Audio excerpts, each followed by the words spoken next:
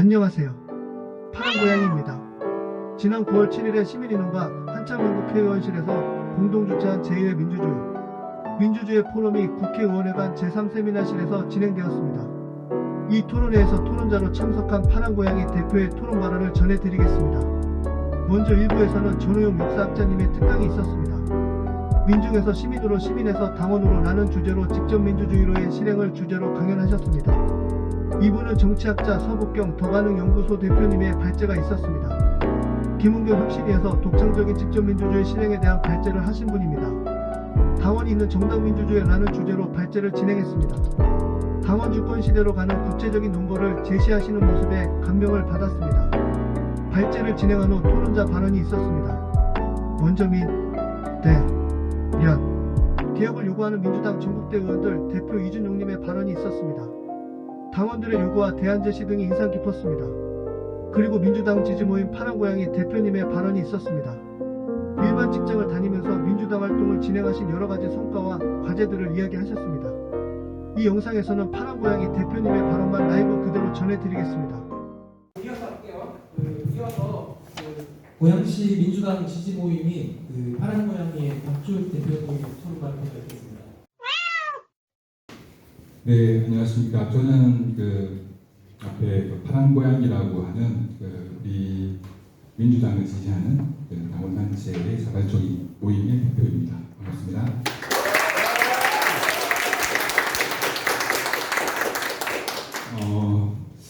아까 정우영 교수님께서 말씀하신 것 중에서 민주당에 가입하는 게 굉장히 위험한 일이다.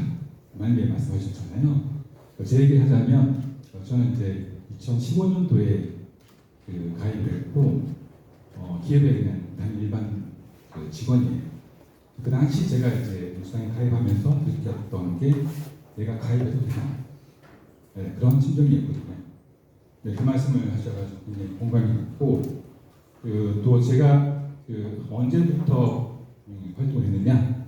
그러니까 2022년 우리 대선 전후로 해서 그때 많은 분들이 당원 가입하시면서 그다음에 이제 무슨 활동들을 굉장히 많이 하셨잖아요, 그죠? 그때 제가 이제 뭔가 위기 의식을 느끼고 나라도 뭔가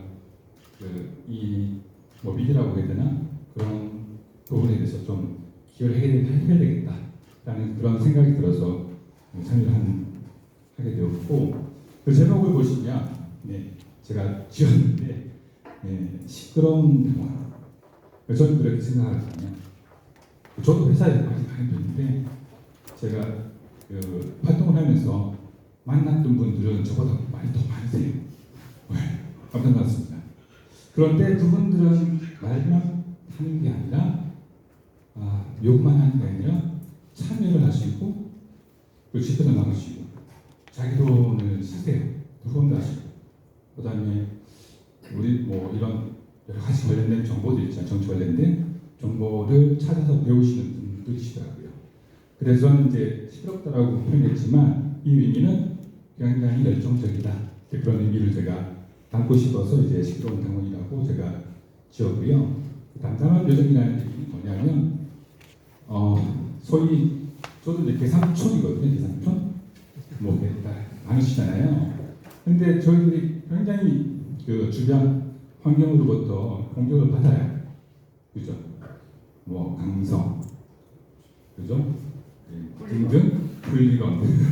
제가 이제 한 번도 써본 적이 없는 그런 단어들이 막 나오는데 그럼에도 불구하고 우리 당원들이 함께 하니까 2년 전 우리가 시작했던 게 지금까지 왔구나. 그래 담담하게 우리가 당원들이 추구하고자 하는 그 길을 담담하게 걸어왔구나라고 하는 의미에서 제가 이제 담담한 여정이라고 표현했습니다. 그러면 본격적으로 시작할게요. 많이 길었죠? 목차는 그렇습니다. 아마 여러분 이야기일 거예요. 그래서 왜 내가 그냥 평범한 직장인이었는데 어떤 계기로 내가 당원이 되었지? 정당의 일원이 되었지? 라는 부분 한번 얘기를 할 거고 파란고양이는 보면은 이제 그 활동들을 제가 한 세 개 정도 소개해 드릴 텐데 당원들이 다 하는 거예요. 당원들이 모여서 소리하고 토론하고 발의해서 어떤 목표를 가지고 무엇을 해보자. 그리고 당원들은 주어진 시간이 물리적인 시간이 적잖아요. 일주일에 보상 수 있는 시간이 얼마 안 돼요. 그러면은 이 프로그램은 굉장히 심플해야 된다. 목표가 분명히 되고 심플해야 된다. 그래야 참여할 수 있다라는 이제 그런 생각을 가지고 만들었다는 거. 그래서 일종의 주도하는 그런 정치 실험이다라고 저는 그렇게 표현을 했거든요. 이런 활동들이 어떻게 그냥 직접 민주주의 조금 더 범주를 좁히게 되면 민주당 내에서 직접 민주주의를 어떻게 우리가 실현할 거냐 그런 숙제가 과제가 있잖아요. 그 부분에 대해서 이제 제안하는 식으로 말씀을 드리겠습니다. 당원은 크게 세 종류, 세 이론이 있습니다. 자기가 당원인지 모르는 당원이 있어요. 제가 2000 지방선거 때 제가 자봉을 했었는데 그때 왜 그 축구 동료가 전화를 했잖아요. 전화했는데 어떤 분이 나 국진인데 그거 국진하면 안 되죠. 국진인데 왜 전화했냐고 막 지랄을 하시는 거예요. 이런 분들이 상당히 좀 많으신 것 같아요. 그 다음에 동원된 당원을 아실 거예요. 예비 정치인들, 앞으로 정치를 하고자 하는 분들이 추천받아서 하시잖아요. 그래서 동원된 분들, 또는 이제 매집된 당원들이라고 이렇게 해요. 그리고 이제 마지막으로 이거는 이제 우리 이야기입니다. 그래서 우리 지난 2022년 대선 전후로 해서 자발적으로 온라인으로 가입한 당원들을 말씀드리는 거고요. 그분들의 아마 성격은 아실 거예요. 중앙 정치에 굉장히 관심이 많고, 그렇죠? 그다음에 말도 많고 비판적이긴 하지만 협력적이고, 아까 제가 후원도 많이 한다고 말씀드렸잖아요. 돈도 많이 쓰고요. 그다음에 실제 거리를 나오세요. 그런 것들을 제가 말씀드릴 텐데, 저는 이제 지금 자발적 당원 중에 또 한 부분. 그러니까 당원을 대표한다고 할 수 없지만 그래도 이렇게 모여서 하는 활동들이 어떤 의미가 있는지 한번 봐주시면 좋을 것 같습니다.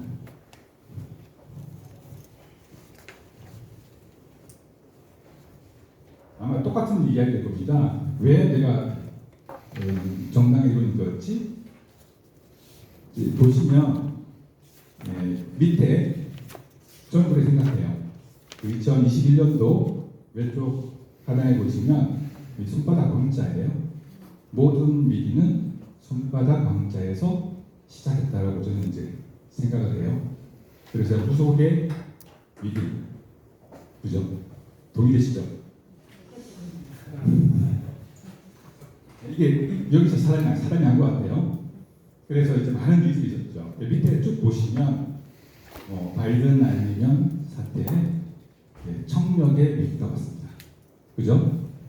그 다음에 민주당 당사 압수수색이 있었고, 또 이태원 창탈이 있었습니다. 그 다음에 2023년도에는 최상병 다 아시는데요. 그 다음에 2024년도에는 우리 당대표 정치 테러, 다 기억나실 거예요. 그 다음에 강성임원 이틀막 사건, 요거는 이제 200위기, 그죠? 그리고 총선에서 108조 태반 논의가 있었고, 의료, 이런 것들은 이제 한번 생각을 한번 해보세요. 우리가 지금 얘기하고자 하는데 당내 민주주의잖아요. 제가 말씀드린 건 그러니까 그 범주를 좁혀서 민주당 내에서 당권을 주권을 어떻게 강화시킬 거냐 그런 관점에서 대외적으로는 이제 이런 위기가 있었지만 그러면은 민주당 내에서는 어떤 위기가 있었냐? 그건 여기 제가 박스 쳐놓은 부분인데 2022년 3월 9일 기억나시죠? 그때 대선에서 투표했는데 그때 제가 스스로 질문한 게 있어요.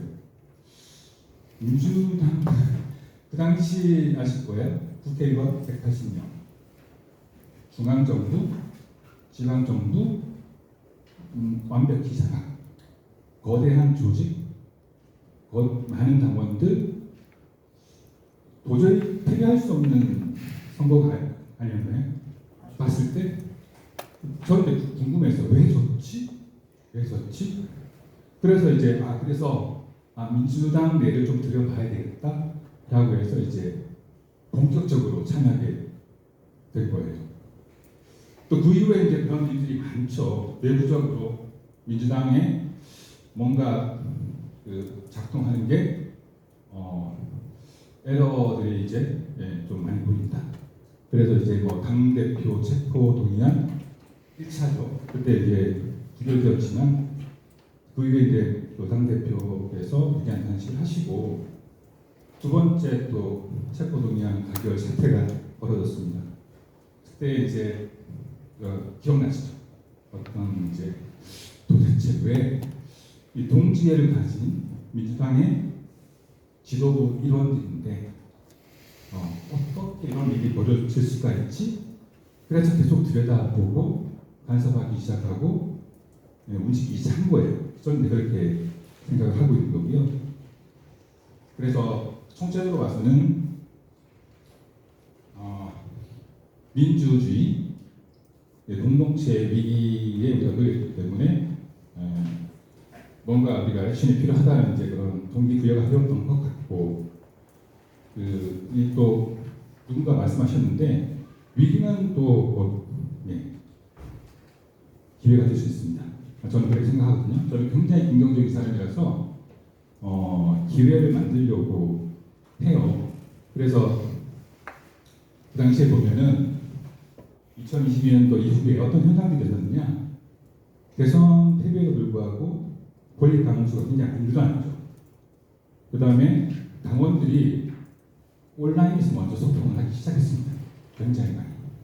그리고 그 정보를 기반으로 거리로, 광장으로 나오시기 시작했어요.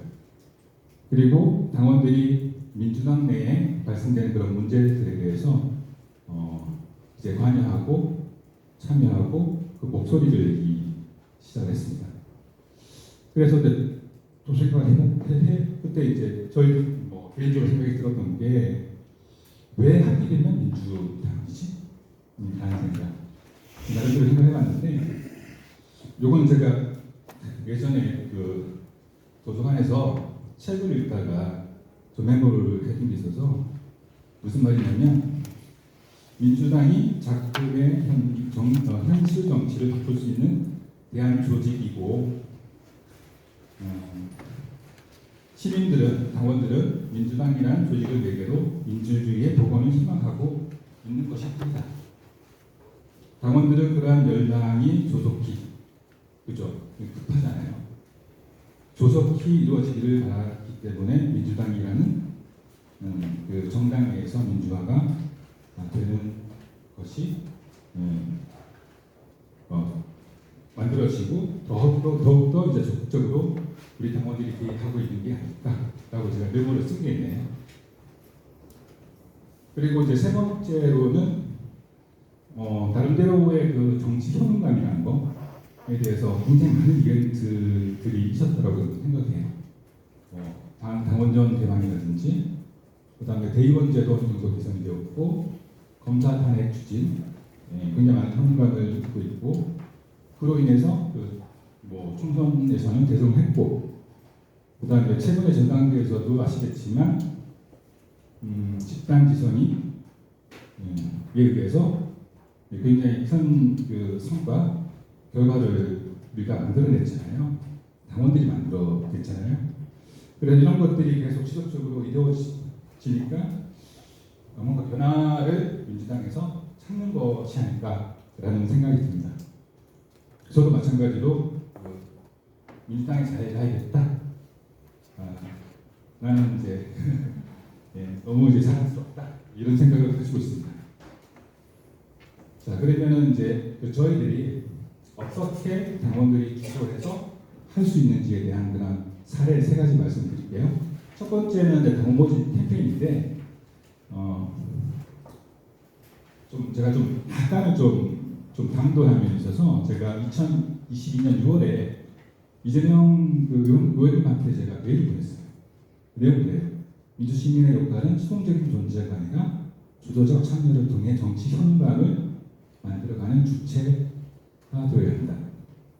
그래서 이제 지역과 연계한 지속 가능한 시민 참여형 민주당 당원 모집 캠페인을 제안드립니다. 예, 라고 메일 보냈는데 아직까지 회신이 없으세요. 나중에 혹시라도 기회가 되면 제가 만나서 네, 그렇습니다. 요 메일은 제가 이거 증빙자료로 예, 있습니다. 네, 이렇게 했고 답이 없으셔서 그냥 뭐 우리가 그냥 멈출 수는 없잖아요. 그 당원들이 그래서 했죠. 그래서 드디어 만났습니다. 근데 당대표는 전혀 모르세요, 저희들은. 그때 저희들 준비해서 2022년 8월 27일 전당대회에서 당원지 캠페인 10억 운영을 하고 그 후에는 이제 그 고양병 지역이랑 협업해서 캠페인을 하게 되고 조금 더 나아가서 시청에서 이제 당원지 캠페인을 했고요. 한 1년 6개월 동안 진행했었고 현재까지 저희들이 모은 당원이 1,800명 정도 돼요. 평균 인당 3,000원이에요. 단비가 대충 2,000원 곱하기 2,000원 곱하기 3,000원 하면은 대충 액수가 나오죠. 한 달에 한 600만 원 정도. 네. 자랑입니다, 자랑. 왜 의미가 있느냐? 이거는 우리의 동지를 모으는 활동이에요. 제가 가정을 했어요, 가정. 지금 당원이, 원리 당원이 500만이면 한 명의 당원이 가까이 할 수 있는 건 3명이에요. 그죠? 그러면은 이제 500만 곱하기 4가 되는 거죠? 단순의 단순. 2천만이죠? 그죠? 우리가 대선에서 투표한 투표수가 얼마였죠? 1,600만 조금 넘었잖아요. 야, 이렇게 되면 절대 선거에서 지지 않겠네? 그죠? 질 수가 없죠. 지고 싶어서 질 수가 없습니다. 이게 저는 핵심이라고 봤었고요. 그래서 올해도 열심히 할 예정입니다. 요거는 이제 또 그런데 저희들이 이제 현장에서 했지만 유튜버랑 협업해서 한 적도 있습니다. 그래서 이제 여기 보시면 전화번호 있죠? 네, 제 전화번호예요. 그래서 그때 당시에 한 주 동안 한 100통을 받았던 것 같아요. 회사였는데. 그러니까 우리 동료들이 뭐지? 그때 이제 제가 문자로 주고받았는데 소개해드리면 거의 전부가 좀 나이가 있으신 어르신이에요. 이 얘기 뭐냐면 온라인 당원 가입하는 게 쉬운데 왜 이런 걸 해?가 아니라 이렇게 나이 드신 분들 중에 이게 잘 안 되시는 분이 계실 거야. 그런 과정을 했던 거죠. 실제 했더니 이제 정말 많은 어르신들이 가입하셨어요. 그때 저한테 이제 보낸 문자들이 저처럼 나이가 있는 사람 구합니다. 아가씨가 도와줘서 당원 가입했어요. 예, 전 아가씨도 됩니다. 네, 살아서도 4명, 죽어서도 어쩌고저쩌고 꼭 지켜달라고 하시는 분 계시고요. 우리 대전에 이제 사시는 85세 어르신인데 제가 이제 좀 어려워서 이제 지역기 사무실 안내를 해드렸더니 직접 방문하셔가지고 거기서 이제 당원 가입서 작성하셔가지고 당원인 행사를 했고 이 조건이 좀 특이한 분이세요. 목동에 사시는 어르신인데 나중에 이제 저한테 제보를 한다고 알려주셨는데 본인이 이제 신천지 신도래요. 그래서 뭔가 제보를 하겠다고 저한테 주셨는데 까먹었습니다. 자 여기까지 당원 가입 캠페인 사례 말씀드리고 두 번째는 도당강 프로젝트라는 이제 프로그램이에요. 제가 3개 말씀드리는데 두 번째인데 모든 저희들이 계획하고 시행하는 프로그램들은 당원이 참여할 수 있는, 당원이 주입할 수 있는 프로그램이에요. 그 관점에서 봐주시면 돼요. 이 얘기는 당원이 주도하고 당원 주권과도 뭔가 같은 맥락이다라고 봐주시면 돼요.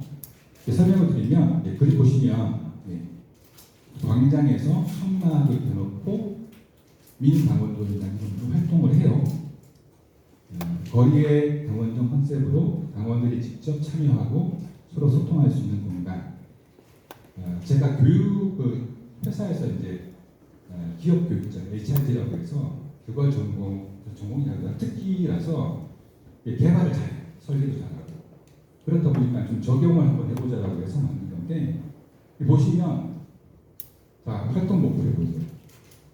이 정도 목표를 가지고 프로그램이 있으면 선거에서 질까요?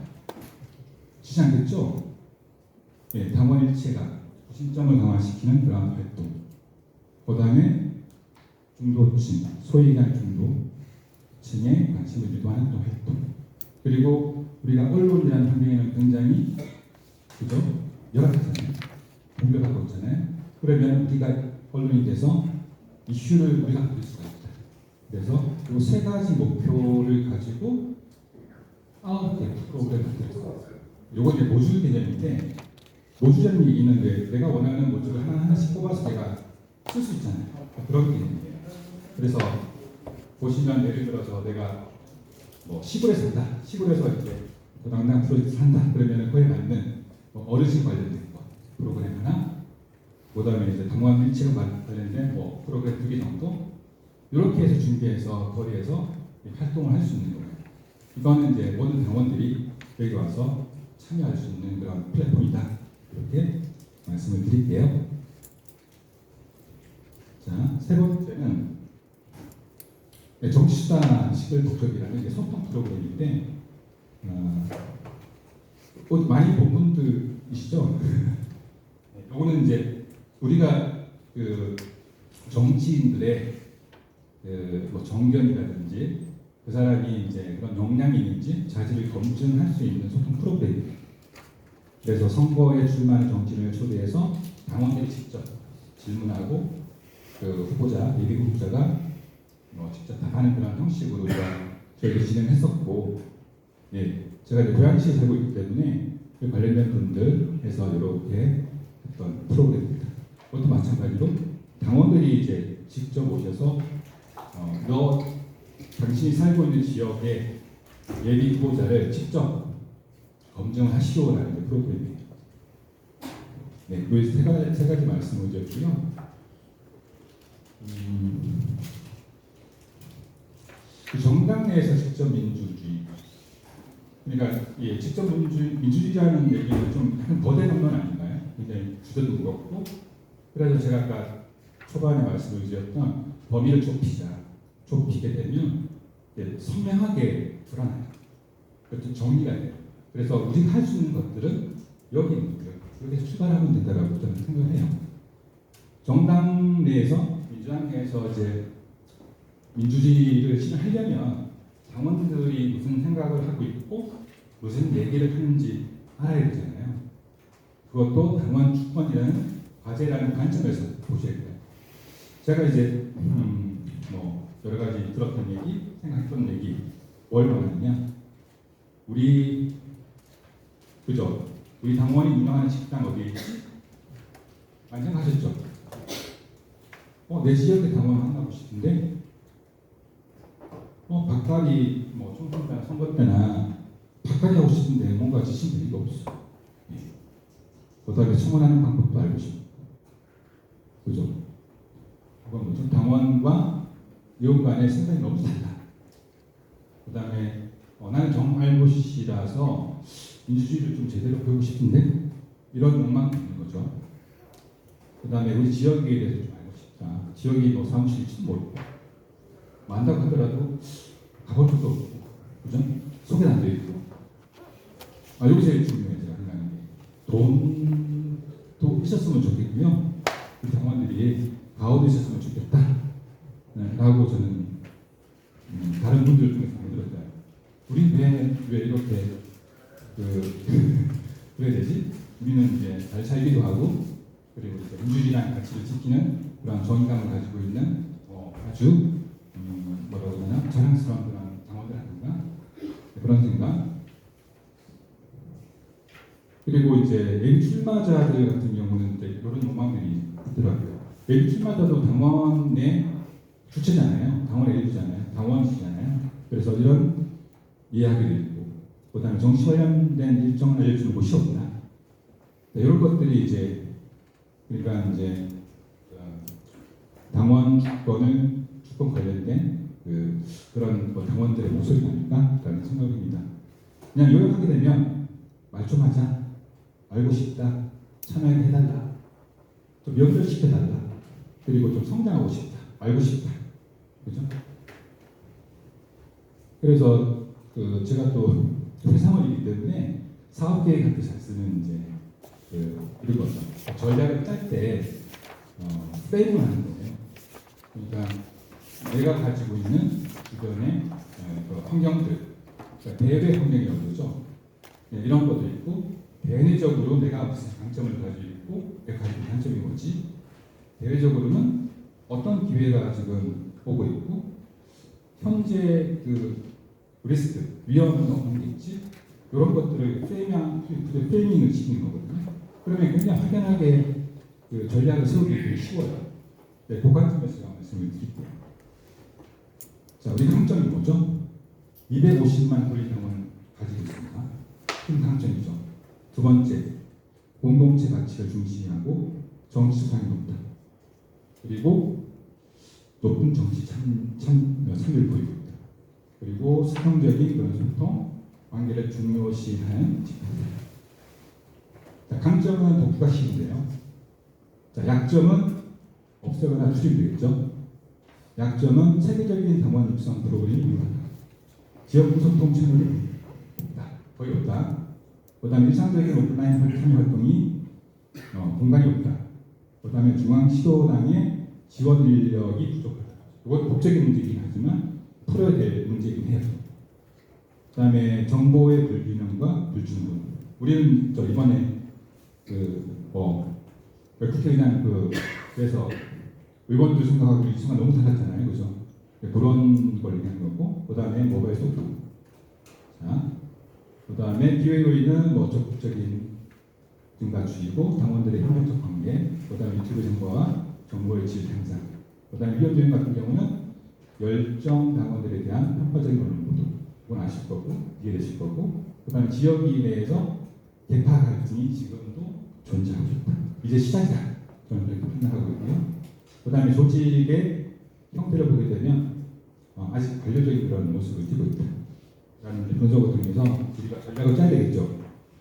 그래서 위험도에는 이제 없애거나, 그 다음에 약점은 그것도 이제 낮추거나, 네, 그래서 이제 제가 이제 판단할 때, 직관적으로 판단했을 때, 요거 2개 정도 키워드가 나오더라고요. 그래서 첫 번째 키워드는 당원들이 교통할 수 있는 언어 플랫폼. 두 번째는 투명한 정보 교류와 인재 양성 토대를 하자. 결국은 플랫폼을 만듭니다. 저는 이제 보통 당원들이 왜 소통 플랫폼 얘기하지만 저는 이제 교통이라는 표현을 썼거든요. 뭐 얘기는 뭐냐면 제가 이제 활동한 계기는 온라인 중에서 오프라인으로 이동했거든요. 다시 온라인 와요. 그래서 온라인뿐만 아니라 오프라인까지 같이 연계가 되는 그런 플랫폼을 생각한 거예요. 그런 의미에서 제가 교통이라는 표현을 썼고, 그래서 모바일, 그 다음에 우리 강원점, 광장, 이게 이제 연결되는 그런 플랫폼이 필요하다라는 말씀을 드린 거고, 두 번째는 이제 정당 주체가 상시 소통이 이루어져야 된다는 것, 그 다음에 인재 양성 체계. 자, 일반 당원도 있지만 당직자들도 있고, 그 다음에 선거에 출마하는 예비 선출직이 있어요. 그래서 그에 맞는 좀 제대로 된 그런 교육 양성이 필요하다. 자, 요 그림으로 보시면 대충 이해가 되시죠. 그래서 온라인, 오프라인이 연속적으로 들어갈 수 있는 그런 플랫폼이 필요하다라는 말씀을 제가 키워드로 제가 넣었고요. 조금 더 구체적으로 모바일만 제가 말씀드릴게요. 제가 블루 이야기 이렇게 있는데요. 기본적인 이제 중앙당, 그 다음에 지역에 대한 그런 정보, 소통에 대한 관련된 부분.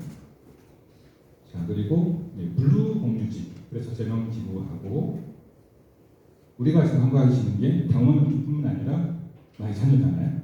그러니까 대상을 당원뿐만 아니라 나뿐만 아니라 내가 나의 자녀까지 케어할 수 있는 그런 것도 필요하다.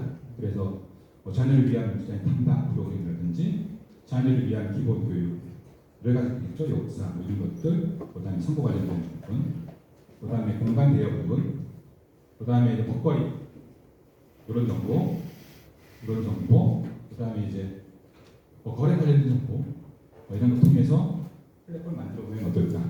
자, 그래서 오늘 지역 당원정부와 연계된 그 말씀을 드리는 거고, 자, 그래서 제가 마지막으로 싶은 얘기는 더 읽어드릴게요. 마중물 아시죠?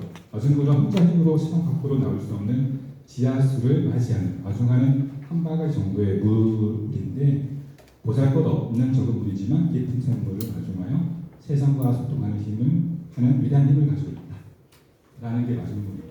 그래서 우리가 마중물이 되어야 된다는 그런 생각을 했었고, 그 한 바가지의 물이 아마 노무현 대통령이 말씀한 것처럼 모든 것들은 다 바다, 강물은 그죠? 바다 없는다 그런 의미인데, 그럼 누가 마중물이 될 때냐? 정당의 모든 주체, 당원들뿐만 아니라 지금 이제 사무실, 국회의원뿐만 아니라 모든 주체들이 그런 마중물이 들어야 되는 그런 시기 아닐까 라는 생각을 가지고 있습니다.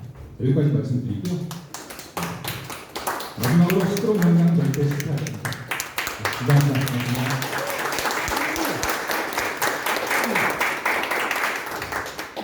네, 역시 말이 많습니다. 다만 선거만 하면 권력이 총동원해서 선거운동한 나라가 어떻게 해서 민주주의가 되냐 이겨. 100년의 역사, 이 역사를 청산해야 한다. 권력에 맞서서 당당하게 권력을 한번 쟁취하는 우리의 역사가 이루어져야만이 이제 비로소 우리의 젊은이들이 떳떳하게 정의를 얘기할 수 있고 떳떳하게 불의에 맞설 수 있는 새로운 역사를 만들어낼 수 있다. 이 땅의 자유와 민주주의는 질식의 위험에 빠졌습니다. 국민 인권을 보호해야 될 검찰은 우리 대통령을 지킨다면서 국민을 향해 쉼없이 칼을 휘두르고 있습니다. 이게 바로 오늘 대한민국의 정치 현실입니다.